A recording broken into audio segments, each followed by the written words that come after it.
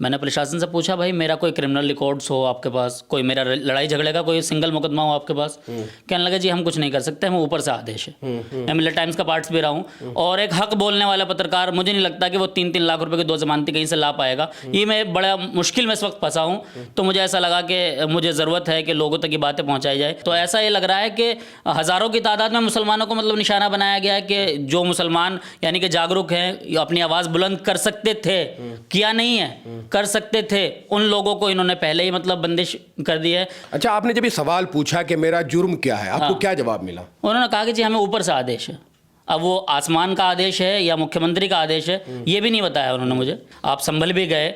उन तमाम मुद्दों को देखते हुए, मद्देनजर रखते हुए मुझे ये समझ में आ रहा है कि मुसलमानों की रीढ़ की हड्डी तोड़ दी जाए। वो किस तरीके से तोड़ी जाए, ये उसका सब प्री प्लान है, जो उत्तर प्रदेश के मुख्यमंत्री पहले बोल चुके हैं कि अब्दुल की चूड़ी टाइट कर रहे हैं। तो ये अब्दुल ही तो हैं जिनकी चूड़ी टाइट हो रही है। मिलर टाइम्स में खुशामदीद। जैसा कि आप जानते हैं कि वक्फ अमेंडमेंट बिल को लेकर पूरे हिंदुस्तान में इस वक्त विरोध का सिलसिला लगातार जारी है, और सोशल मीडिया के माध्यम से आपने बहुत सारी ऐसी न्यूज़ देखी होंगी जब आपको ये पता चला होगा कि काली पट्टी बांधने के विरोध में 2 लाख का बॉन्ड भरने का जो है वो आदेश जारी कर दिया गया। अब उत्तर प्रदेश में कई ऐसे मामले देखने को सामने आ रहे हैं कि बिना कुछ किए लोगों को नोटिस मिल रहे हैं, और 3-3 लाख रुपए तक का बॉन्ड भरने की बात हो रही है, जमानत की बात हो रही है। मेरे साथ जफर आलम साहब मौजूद हैं, पत्रकार हैं, मिलर टाइम्स में पहले काम कर चुके हैं, और इस तरह की जो है न्यूज़ है। लेकिन आखिर इनको ये नोटिस क्यों मिला है, ये जानने की मैं इनसे कोशिश करूंगा। सर, आपको ये कब नोटिस मिला था और क्यों मिला था? कल रात तकरीबन 10 बजे मेरे पास पुलिस स्टेशन से कॉल आता है, और वो ये कहते हैं कि आप पुलिस स्टेशन आइए। मैंने कहा जी क्या बात है, मुझे बताइए आप, क्या वजह है?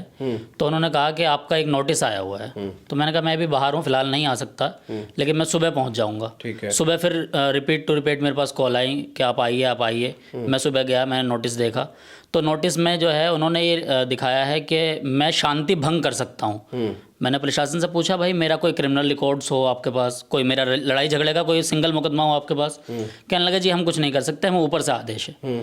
तो मैंने उनसे पूछने की कोशिश करी, आखिर आदेश किसका है? मुख्यमंत्री जी का आदेश है, किसका आदेश है, या मेरा जुर्म क्या है? क्या मेरा ये जुर्म है कि मैं एक पत्रकार हूँ, कि मैं आवाज़ उठाता हूँ? क्या मेरा ये जुर्म है कि मैं प्रशासन से सवाल पूछता हूँ? आखिर मेरा जुर्म क्या है? तो उन्होंने मुझसे बात करने के लिए मना कर दिया, और ये कहा कि आप कमिश्नर ऑफिस जाइए, वहाँ पर जाकर अपने बात कीजिए। मैं वहाँ पर पहुँचा, वहाँ जाकर मुझे ये पता चला कि मुझे 3 लाख रुपए की 2 जमानती लाने हैं। मतलब अब 3-3 लाख रुपए यानी 6 लाख रुपए की मुझे ऐसे जमानती लाने हैं जिनके पास कोई गाड़ी हो 3 लाख रुपए से, जिसकी प्लस की वैल्यू हो। 2 ऐसी गाड़ी के जमानती लाने। अब आप सोचिए कि एक पत्रकार जो आज के वक्त में पत्रकारिता कर रहा हो, और उन पत्रकारों की बात नहीं कर रहा हूँ जो लोग मतलब बड़े बड़े चैनल्स में काम कर रहे हैं, या बड़े बड़े ऐसे लाखों करोड़ों रुपए के उनके पैकेज हैं, चाहे वो गुलामी कर रहे हो, कुछ भी कर रहे हो। मैं गुलामी नहीं करता, मैं मिलर टाइम्स का पार्ट्स भी रहा हूँ, और एक हक बोलने वाला पत्रकार, मुझे नहीं लगता कि वो 3-3 लाख रुपए की 2 जमानती कहीं से ला पाएगा। ये मैं बड़ा मुश्किल में इस वक्त फंसा हूँ, तो मुझे ऐसा लगा कि मुझे ज़रूरत है कि लोगों तक ये बातें पहुँचाई जाए। और मैं आपका शुक्रगुजार हूँ, इस चैनल का शुक्रगुजार हूँ कि जिन्होंने मुझ नाचीज़ को ऐसे मौके पर पूछा और मुझसे ये सवाल कर रहे हैं। अच्छा, आप जब गए जमानत के लिए अपनी, तो क्या लगता है कि उत्तर प्रदेश में वाही शख्सियत आप ही ऐसी हैं जिनको या तो कुछ वजह रही है, ऐसा लगता है कि और लोग भी ऐसे हैं जिनको इस तरह के नोटिस दिए गए? नहीं, हाँ, मैं आपको इसके लिए बताऊं कि जब मैं वहाँ पर पहुँचा तो मुझे नोएडा के और अलग सेक्टर्स के कुछ लोग मिले जिनके सरों पर टोपी दिखी, कुछ लोगों के चेहरे पर दाढ़ी दिखी। मैंने उनसे मालूम किया कि भाई आप लोग यहाँ पर क्यों आए? उन्होंने कहा कि हम कबाड़े का काम करते हैं, सड़क के किनारे हमारे ठिये हैं, और 2 दिन पहले पुलिस हमारे पास आई थी और उन्होंने हमसे हमारा नाम, हमारे फादर का नाम पूछा, और ये कहा कि हमें जनरल जानकारी ले रहे हैं, और कल यानी कि कल ही मुझे नोटिस दिया, कल ही उन तमाम लोगों को नोटिस भेजा, और आज उनको जो है कोर्ट में तलब किया। तो ऐसा ये लग रहा है कि हज़ारों की तादाद में मुसलमानों को मतलब निशाना बनाया गया है कि जो मुसलमान यानी कि जागरूक हैं, अपनी आवाज़ बुलंद कर सकते थे, किया नहीं है, कर सकते थे, उन लोगों को इन्होंने पहले ही मतलब बंदिश कर दी है, और 6 महीने का वो बॉन्ड बना दिया कि किसी भी प्रदर्शन में आप शामिल नहीं हो सकते हैं, कोई प्रोटेस्ट का हिस्सा नहीं बन सकते हैं। और अगर इस तरह का कुछ हुआ तो उस बॉन्ड के अंदर ये जो रूल है वो ये है कि बिना नोटिस दिए पुलिस हमें गिरफ्तार करके जेल भेज देगी। तो आपने वो 3-3 लाख के जो वो इंतजाम करने के लिए कहा गया, वो कर लिया आपने? नहीं, मैं कहाँ से कर पाऊंगा, मैं तो एक अदना सा पत्रकार हूँ। इतने छोटे पत्रकार के लिए 6 लाख रुपए का बॉन्ड मतलब भर पाना या ऐसे आदमी को जोड़ पाना है तो बड़ा मुश्किल सा नज़र आ रहा है। एक आपने शायद नाम सुना हो कि हमारी, मैं भी बहन बोलता हूँ, मैंने उनका कई बार इंटरव्यू किया, उज़मा परवीन, शायद नाम सुना हो आपने, CNRC में उन्होंने जो है लखनऊ में लीड किया। उनसे सुबह मेरी फ़ोन पर बात हुई, उनको 10 लाख रुपए का बॉन्ड मतलब भरने के लिए कहा गया है। अब आप सोचिए कि उज़मा परवीन ने कौन सा प्रोटेस्ट किया है, क्योंकि अभी तो बिल बना है, पास, मतलब इस तरीके से लागू नहीं हुआ है, लेकिन उससे पहले ही उत्तर प्रदेश सरकार जिस तरीके से मुसलमानों को निशाना बना रही है, मुझे लगता है कि गैर संवैधानिक है और गैर संवैधानिक जो अधिकार पुलिस को दिए गए हैं उसका गलत इस्तेमाल कर रही है, और ऐसा जबकि नहीं करना चाहिए। अच्छा, इस दौरान कोई ऐसी वीडियो या कोई ऐसी चीज़ आपने की हो जो वक्फ से रिलेटेड हो, क्योंकि वक्फ अमेंडमेंट को लेकर बिल पास हुआ है और आप देख भी रहे होंगे सोशल मीडिया पर all India Muslim personal law board ने एक आह्वान कहा था कि जब आप जुमे की नमाज के लिए जाएं तो काली पट्टी बांध के जाएं। आपने ऐसा कुछ बीच में किया तो नहीं इस दौरान? उस दौरान जिस एक मस्जिद है जिससे मैं जुड़ता हूँ, वहाँ पर मैंने कमेटी से मशवरा किया था कि क्या हम काली पट्टी बांधने का कुछ ऐवान जो वक्फ बोर्ड ने किया है, हम ऐसा कर सकते हैं, मतलब अंदर अपनी कमेटी से मशवरा किया, लेकिन वहाँ पर लोगों के अंदर ये जागरूकता नहीं दिखी, तो मैंने वो काम भी नहीं किया।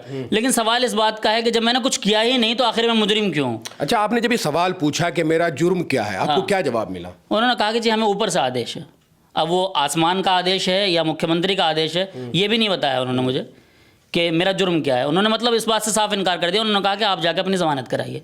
आखिर मैं ज़मानत कहाँ से कराऊँ, वो मैं बॉन्ड कहाँ से लेकर आऊँ जो 3-3 लाख रुपए के भरने हैं? अब सवाल इस बात का है, और इस सवाल का जवाब मैं समझता हूँ कि देश के हर नागरिक के पास होना चाहिए, क्योंकि जब मेरे जैसे व्यक्ति पर नंबर आ सकता है जो एक पत्रकारिता कर रहा हो, जब उसको इस तरीके से प्रशासन फंसा सकती है, तो मुझे लगता है वो किसी भी व्यक्ति को उठा सकता है। जब आज कमिश्नर के पास गए थे तो आपको कितने लोग ऐसे मिले जिनको नोटिस मिला हुआ था? तकरीबन मुझे वहाँ पर 20-22 लोगों से मुलाकात हुई है, और वो सभी मुसलमान थे। एक अफसोस की बात यह है कि आज़ाद भारत में मुसलमानों को आज गुलामी जैसी ज़िंदगी देखने को मिल रहा है। ऐसा लग रहा है कि आज हम आज़ाद भारत में तो रह रहे हैं, लेकिन हम आज़ाद नहीं हैं। क्योंकि आज़ाद तो तब समझते हैं ना कि भाई फंडामेंटल राइट से मेरा अधिकार है कि मैं सड़क पर उतर के मैं प्रदर्शन कर सकता हूँ, मेरा अधिकार है कि मैं काली पट्टी बांध सकता हूँ, मेरा अधिकार है कि मैं जो है प्रशासन से सवाल पूछ सकता हूँ। लेकिन उन तमाम अधिकारों को यूज़ तो बाद में करना है, पहले ही प्रशासन ने हमें बॉन्ड कर दिया, बंदिश में बांध दिया, हम कुछ नहीं कर सकते हैं। अच्छा, क्या लगता है आपको इस तरह के नोटिस लगातार आप कह रहे हैं कि बहुत मुसलमानों से मिले, उन्होंने टोपियां ओढ़ी हुई थी, सारे ज़्यादातर जो है वो मुसलमान थे, क्या लगता है कि ये नोटिस क्यों भेजे जा रहे हैं?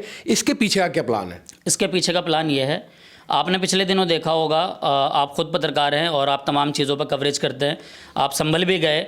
उन तमाम मुद्दों को देखते हुए, मद्देनजर रखते हुए, मुझे ये समझ में आ रहा है कि मुसलमानों की रीढ़ की हड्डी तोड़ दी जाए। वो किस तरीके से तोड़ी जाए, ये उसका सब प्री प्लान है, जो उत्तर प्रदेश के मुख्यमंत्री पहले बोल चुके हैं कि अब्दुल की चूड़ी टाइट कर रहे हैं। तो ये अब्दुल ही तो हैं जिनकी चूड़ी टाइट हो रही है, और चूड़ी टाइट करने का ये अंदाज़ अलग अलग तरीके से अपना रहे हैं, कि जिस तरीके से आपने पिछले दिनों संभल में देखा, और तमाम जगहों पर पिछले दिनों जो है, पिछले 1.5 साल पहले नुपुर शर्मा नाम की एक महिला है, उन्होंने नबी की शान में गुस्ताखी की। उसका विरोध जब मुसलमानों ने किया, सड़कों पर उतरे। नुपुर शर्मा की गिरफ्तारी नहीं हुई, लेकिन जिन लोगों ने अपना संवैधानिक अधिकार का इस्तेमाल किया, उन लोगों को 2200 मुसलमानों को उत्तर प्रदेश पुलिस ने जो है सलाखों के पीछे डाल दिया। और इसी तरीके से वो चाहती है कि जो खामोश लोग हैं वो खामोश रहें, और जो जिंदा लोग हैं उन जिंदा लोगों को इस तरीके से तोड़ दिया जाए कि वो खामोश लोग और डर जाए कि जब इसके साथ ही हो सकता है तो मेरे साथ क्यों नहीं। अच्छा, कौन से थाने से आपको ये नोटिस आया था? नोएडा सेक्टर 63 में थाना है, पुलिस स्टेशन हमारा सेक्टर 63 लगता है, वहाँ से ये नोटिस आया। और आज मैं सूरजपुर गया हूँ, लगभग मेरे घर से 25 किलोमीटर है, और उन्होंने कहा कि जब तक आप जमानत नहीं कराएंगे, हर रोज़ आपको 25 किलोमीटर का सफ़र आना जाना करना पड़ेगा। अच्छा। और अगर आप नहीं आते हैं तो पुलिस इसमें आपको गिरफ्तार करेगी। अच्छा, आज जब आप जमानत कराने गए थे तो किस वजह से जमानत नहीं हो पाई? जमानत नहीं होने की वजह यही रही कि मेरे पास 3-3 लाख रुपए के 2 बॉन्ड नहीं थे। 3-3 लाख रुपए वाले जमानती व्यक्ति मैं लाऊंगा कहाँ? मैं ये सोच रहा हूँ कि कल संडे है और मंडे की फिर मेरी तारीख लगी है, क्या मंडे को फिर मैं अपना काम छोड़कर जाऊँ, और नहीं जाऊँ तो फिर पुलिस मुझे अरेस्ट करेगी। तो क्या आज़ाद भारत में अब पत्रकारिता करना या मुसलमान होना या सवाल का जवाब पूछना और तमाम चीज़ों पर, मतलब एक जो संवैधानिक अधिकार हमें दिए गए हैं, उन तमाम अधिकारों पर खामोश रहने की ज़रूरत है, या ये समझ लें कि आज़ाद भारत में हम गुलामी की तरह ज़िंदगी जी रहे हैं? तो दोस्तों, एक शेर है ना कि कितने मजबूर हैं हम अपनी अना के हाथों, हम लुटे, हम पिटे और हम ही तलबगार भी हैं। अब पत्रकार अपनी ड्यूटी कर रहा है, सच्चाई बयान कर रहा है, और जैसा कि ज़फ़र आलम साहब मुझे बता रहे हैं कि इस तरह का उन्होंने कोई केस नहीं किया है, थाने में इनके नाम कोई 151 का मुकदमा भी दर्ज नहीं है, किसी से कोई मारपीट का मामला नहीं है। लेकिन जब आज ये अपनी ज़मानत के लिए जाते हैं, वहाँ पर इनको इन्हीं की तरह और बहुत सारे लोग मिलते हैं। जब ये उनसे इंटरेक्शन करते हैं तो मालूम होता है कि ये लोग भी मुसलमान हैं, और उनको इसी तरह से नोटिस भेजे गए। ऐसे ही वो लखनऊ की उज़मा परवीन का भी जिक्र कर रहे हैं, कह रहे हैं कि उनको 10 लाख का बॉन्ड, अब 6 लाख रुपए का या 3 लाख रुपए का बॉन्ड। एक पत्रकार जो नॉर्मली अपना जो हक और सच की आवाज उठाने के लिए सड़क पर निकलता है और सही न्यूज, सही खबर आप तमाम लोगों तक पहुंचाने की कोशिश करता है, तो उत्तर प्रदेश में ये वक्फ अमेंडमेंट बिल को लेकर जिस तरह पूरे हिंदुस्तान में हो रहा है, क्योंकि कुछ लोग हैं जो इसका समर्थन कर रहे हैं। जैसा कि आप जानते हैं, इसके समर्थन में जो है वो 288 वोट डले थे, वो सांसदों ने डाले, और 128 डले, फिर 95 डले इसकी मुखालफत में, और 232 की मुखालफत में डले। तो इसी तरह जब आप अपने पूरे समाज में निकलते हैं तो बहुत लोग जो है वो इसका समर्थन करते हैं, बहुत लोग जो है, बहुत ज्यादा लोग जो है वो इसकी मुखालफत भी करते हैं। अब एक जो आह्वान किया गया है all India Muslim personal law board की तरफ से, वो यही कहा गया है कि जब तक वो कोई कॉल नहीं करते तब तक मुसलमानों को सब्र करना है, और जब वो कॉल करेंगे तो पूरी शिद्दत के साथ उनका उसमें साथ देना होगा। तरह तरह की बातें हो रही हैं, और आज अगर कोई मुद्दा या कोई चीज गर्म है या चर्चा का विषय बनी हुई है तो वो विषय सिर्फ और सिर्फ वक्फ अमेंडमेंट बिल है, जिसको पास कर दिया गया, जिस पर राष्ट्रपति के जो है वो भी साइन होने बाकी हैं। अब इसको लेकर किस तरह के एहतजाज होंगे। लेकिन उत्तर प्रदेश में ये एक नई पटकथा लिखी जा रही है कि किसी को भी किसी के नाम से बॉन्ड भरने के लिए भेज दिया जाता है। अगर कोई काली पट्टी बांधकर जुमे की नमाज के बाद अपना विरोध दर्ज करा रहा है, संविधान के दायरे में रहकर करा रहा है, तो उसके बावजूद भी उन्हें 2 लाख रुपए का या 20 लाख रुपए का बॉन्ड भरने की जो है वो आदेश दे दिए जा रहे हैं। तो ये किस तरह का एक नया भारत बनाने की कोशिश हो रही है कि अब इस आजाद भारत में आजाद पत्रकारों को आवाज निकालने का भी हक नहीं है। कैमरा पर्सन सारिम के साथ मैं मजहर खान, मिल्लत टाइम्स, दिल्ली। मिल्लत टाइम्स को जारी रखने और मजबूत बनाने के लिए हमारी आर्थिक सहायता कीजिए। ये एक आजाद मीडिया हाउस और कमजोरों की आवाज है। आप हमें देखें, सुने, पढ़ें और हर महीने ज्यादा नहीं, सिर्फ 100 रुपए से मदद करें। डिटेल्स डिस्क्रिप्शन में मौजूद हैं।